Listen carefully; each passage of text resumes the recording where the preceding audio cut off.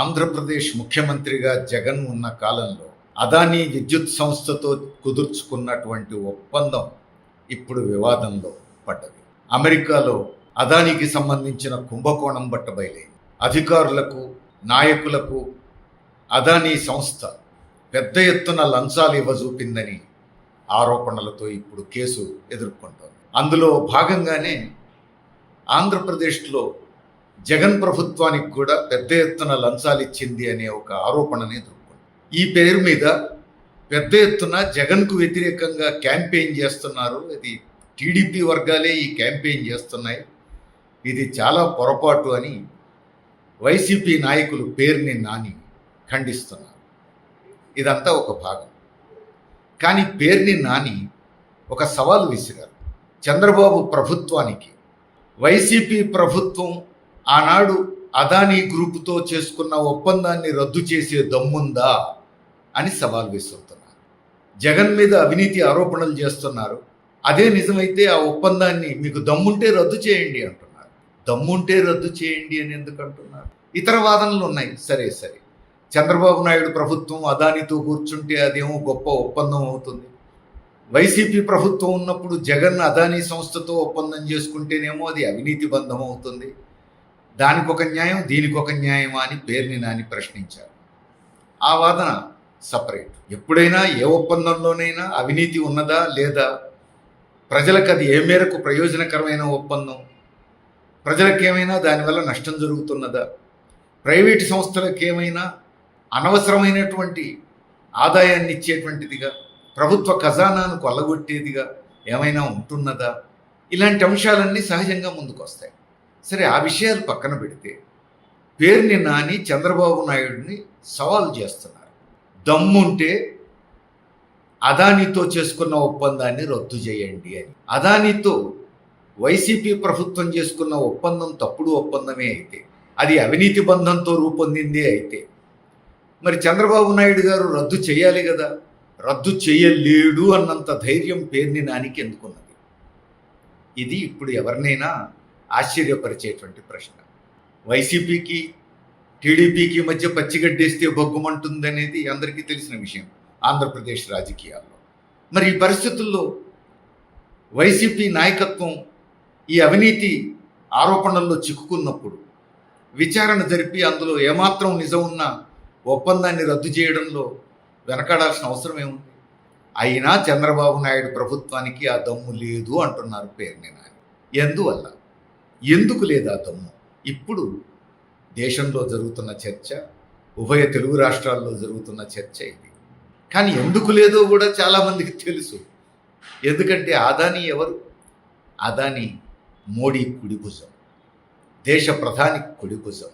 BJP పూర్తిగా అండనిస్తున్నది అదానీ, బీజేపీకి పూర్తి అండనిస్తున్నది అదానీ. ఇది అందరికీ తెలిసినటువంటి బహిరంగ రహస్యం. కాబట్టి మోడీ అండదండలతో, బీజేపీ ఆర్ఎస్ఎస్ల అండదండలతో ఉన్నటువంటి అదానీతో గత జగన్ ప్రభుత్వం చేసుకున్న ఒప్పందాన్ని ప్రస్తుతం చంద్రబాబు నాయుడు ప్రభుత్వం రద్దు చేయగలదా? ఇదే అసలు సమస్య. ఎందుకంటే ప్రస్తుతం కేంద్రంలో ఉన్న మోడీ ప్రభుత్వానికి చంద్రబాబు నాయుడు ప్రభుత్వం సంపూర్ణ మద్దతునిస్తున్నది. చంద్రబాబు నాయుడు ప్రభుత్వం మద్దతు లేకపోతే మోడీ ప్రధానమంత్రిగా నిలువజాలడు.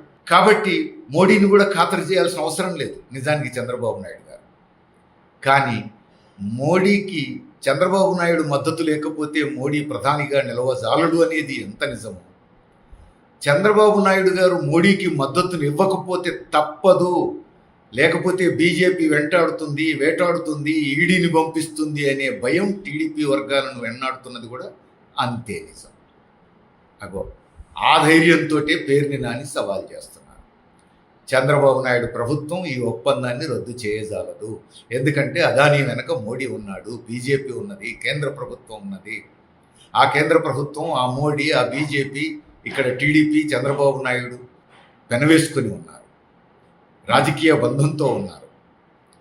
కాబట్టి చంద్రబాబు నాయుడికి ఆ ఒప్పందాన్ని రద్దు చేసే ధైర్యము, దమ్ము ఉండే అవకాశం లేదు అనేది పేర్ని నాని గారికి ఉన్నటువంటి ఒక విశ్వాసం.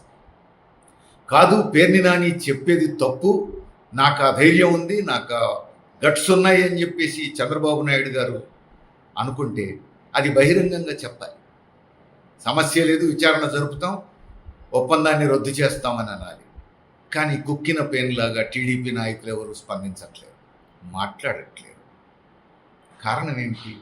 అదాని ఒక పెద్ద పెట్టుబడిదారు, దేశంలో అత్యంత వేగంగా అభివృద్ధి చెందిన పెద్ద పెట్టుబడిదారు. అంటే పెట్టుబడికి ఉన్నటువంటి శక్తి ఇది.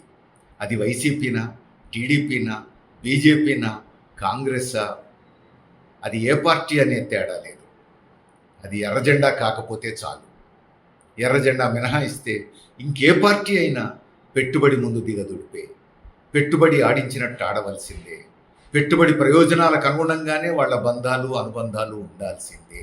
రాజకీయంగా వారి మధ్య ఎన్ని తగవులున్నా, ఎన్ని విభేదాలున్నా, ఎన్ని పోటీలున్నా, అధికారం కోసం పరస్పరం ఎంత తీవ్రంగా తలపడుతున్నా, అంతిమంగా పెట్టుబడి ప్రయోజనానికి భిన్నంగా అడుగు వేయడం కాని పని, వారితో సాధ్యం కాని పని. అదే ఇప్పుడు మనకు ఆంధ్రప్రదేశ్ రాజకీయాల్లో కనపడుతోంది. ఇదొక విచిత్ర బంధం. అది పెట్టుబడి సృష్టించిన బంధం. వైసీపీ, టీడీపీ, బీజేపీల మధ్య నడుస్తున్న బంధం. ఈ మూడింటి మధ్యనే అనుకోలేము. కాంగ్రెస్ ఏమి తక్కువ తింటుంది అనుకోలేము. కానీ ప్రస్తుతం ఈ మూడింటి మధ్య వివాదంగా కనబడుతోంది అది.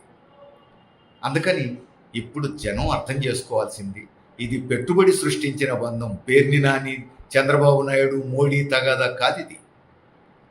వీరెవరైనా, అది వైసీపీ అయినా, టీడీపీ అయినా, బీజేపీ అయినా, పెట్టుబడి ఆడించినట్టు ఆడే పార్టీలే. అదాని చెప్పు చేతుల్లో ఉండే పార్టీలే. అందుకే పేర్ని నాని అంత ధైర్యంగా నీకు దమ్ముంటే రద్దు చేయి అంటున్నాడు. రద్దు చేస్తాను, నీ సంగతి చూస్తాను అని మాత్రం టీడీపీ నుంచి రావట్లేదు. కారణం అది. అందుకని ప్రజల జీవితాల్లో మార్పు తెచ్చేటువంటి విధానాలు రావాలి అని అంటే పెట్టుబడి ఆడించినట్టల్లా ఆడేటువంటి పార్టీలతో ప్రత్యామ్నాయ విధానాలు రావు, ప్రజానుకూల విధానాలు రావు. పెట్టుబడి ఆడించినట్టల్లా ఆడే పార్టీలు తెచ్చే విధానాలకు పేర్లు ఏమున్నా అవి పెట్టుబడిదారుల ప్రయోజనాలకు అనుగుణంగా ఉంటాయి తప్ప కార్మికులకు, రైతులకు, కూలీలకు, పేద ప్రజలకు అనుకూలమైన విధానాలుగా ఉండవు. అందుకని జనం అంతా ఇప్పుడు ఆలోచించాలి, పేద ప్రజలకు ఉపయోగపడే రాజకీయాలు ఏమిటి? ఈ పెట్టుబడి చెప్పు చేతుల్లో ఉండే రాజకీయాలకు భిన్నంగా పేద ప్రజలు, మధ్యతరగతి ప్రజలు, వారి ప్రయోజనాలకు అనుగుణమైన ప్రత్యామ్నాయ రాజకీయాలు ఎక్కడున్నాయని వెతకాల్సిన అవసరం ఉంది. ప్రత్యామ్నాయ రాజకీయాల కోసం నిలబడాల్సినటువంటి అవసరం ఉంది. అది ఎర్రజెండా ఆధ్వర్యంలో తప్ప మరో రూపంలో సాధ్యం కాదు అనేది మనకు నేపాల్ చూసినా, శ్రీలంక చూసినా కనబడుతోంది. చూద్దాం ఏం జరుగుతుంది.